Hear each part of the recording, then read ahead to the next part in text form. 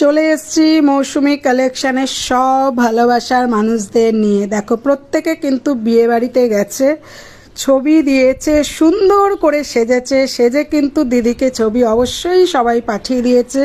কেউ দিদি ডাকে, কেউ ভাগ্নি ডাকে, কেউ বোন ডাকে, যাই হোক যে যেরকম ডাকে, প্রত্যেককে কিন্তু খুব সুন্দর লাগছে। দেখো আমার তো এদের ছবি দেখে ভীষণ ভালো লাগে, আর কাউকে বলতেও হয় না, সবাই কিন্তু ছবি ফাটাফাট পাঠিয়ে দিতে থাকে।